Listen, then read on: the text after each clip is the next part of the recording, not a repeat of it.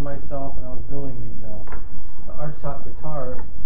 And then somewhere around 95, 96, my daughter started getting really serious about classical guitars. So then I started building classicals, and that's all I've built since then. So basically, I'm just going to talk about the differences between the classical guitar and the steel string guitars. The classical guitars, because they're plucked with your fingernails, they have to be really delicate and light to be able to pull a sound out, because you're not using much force on that instrument. Now, basically the top and the sides are going to be a lot thinner wood, and the bracing is going to be a lot lighter. Now, this is just kind of a typical general bracing for a steel string guitar. You can see there's relatively a lot of wood there, and it's pretty thick. And this is a more traditional classical guitar bracing. You can see there's not a lot of wood relative to the steel string, and it's a lot lighter too. There's all different variations from this, but this is a more traditional style bracing, and it's pretty typical of what they're doing now. There's a lot of experimenting going on, but the classical guitar players like tradition, and the more sophisticated they get with their experimental tops, the more the sound and the tone kind of drifts off into something different than the traditional classical guitar sound. Another thing, of course, the wood's a lot lighter, and in classical guitar building, everybody wants Brazilian rosewood back and side, and pretty much spruce top or a cedar top. It's getting harder and harder to get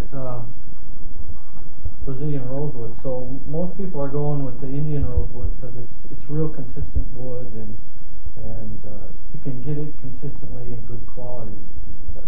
Occasionally there's other woods. Now this guitar here is a Madagascar rosewood, but that too is getting harder to get, and I'll probably just build most of mine with Indian rosewood because it's real predictable wood. It doesn't work real bad or anything like that. Like I said, the sides and the top will be a lot thinner than your steel string. And so if you lift the guitar, you'll notice right away how much lighter it is. And like I said, maybe that's so that the guitar can project the sound with just a fingernail. I can try to play it, but I can't keep fingernails anymore because I'm always working with wood and they break, so I don't try to play too much. The necks usually are built out of mahogany, and a Central American mahogany is really the best. It's a lot better than the Philippine mahogany. It's a real stable wood and easy to carve.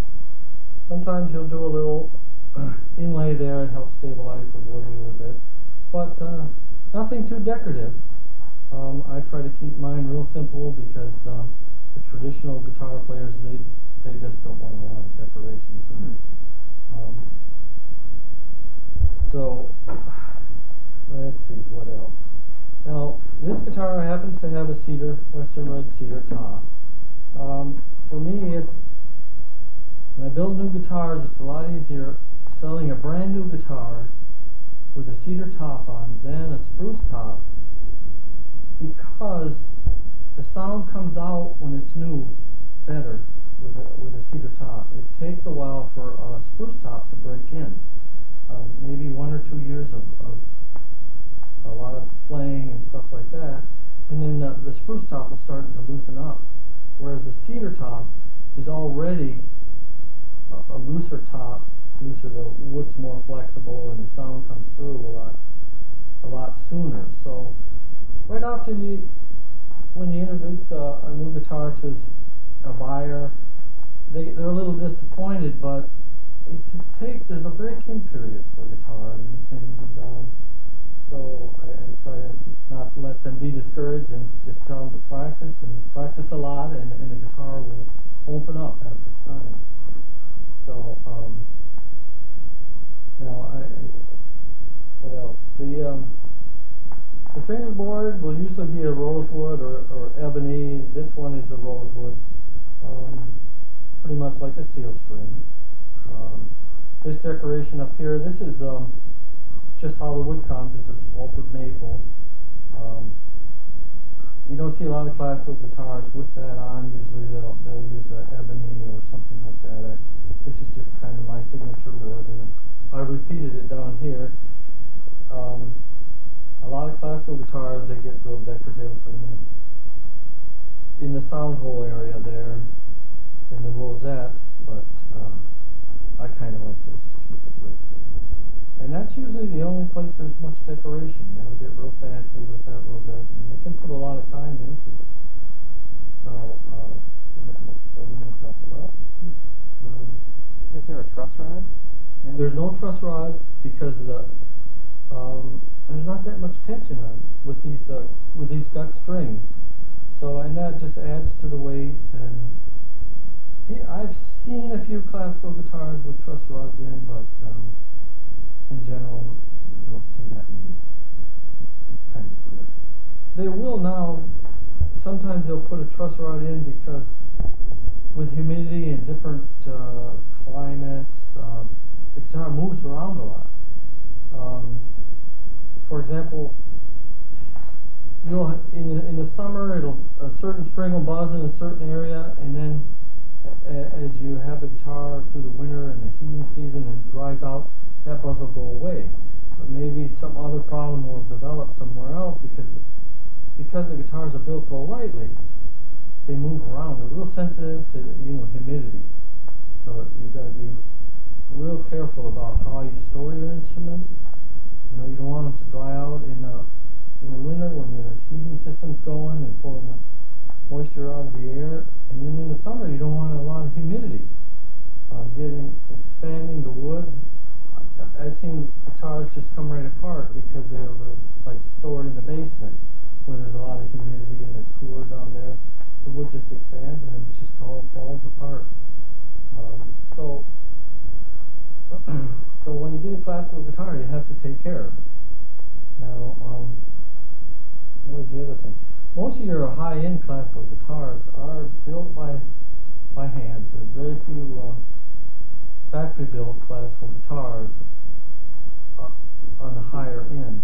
Let's say you won't find many factory-built guitars over maybe $1,000 or $2,000. I think just because of the care you have to put into them, and each part is individually handcrafted, they just can't do that in the factory to get optimum sound. And I think a lot of factories, they tend to overbuild their instruments because they're sitting around in a music store. All kinds of people are playing them, so they don't want their instruments falling apart while they're still in the shop. Like that.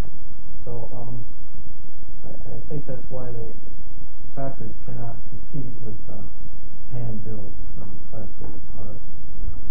So I think that's about it. Are there any questions? Fingerboard's wider than that, right? Fingerboard is pretty flat. Yeah, on steel string guitars you'll have there's a slight arch to the fingerboard. On a classical, it's pretty flat. I think it's just because of the different fingerings and stuff like that, and it's more traditional. What's the nut width on yours? The nut, it's about a 2 1/16 up here, and about 2 3/8 down there. And what's the price range? The price range on my guitars, they start around $4,000. Stay around there. Most of the people who buy my instruments are students. And it's a tough sell because they're still paying for school. Yeah. So it's a tough business to be in. I don't do this full time because I can't sell enough instruments to make it full time, especially the last 4 years. I've been selling maybe 3 a year or something like that, and it's just not enough to make a full time living on it. So That's 4 years been tough. yeah, they have. Tough 4 years. So I probably built 100 instruments, and through the years, I'll sell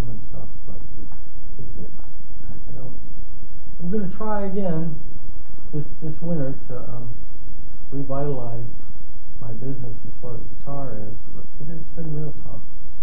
If I could expand beyond the region, that might help, but it's hard. It's hard. And I'm not a real good salesperson either. I'd rather be working in my shop than out selling guitars. But unfortunately, I have to do both.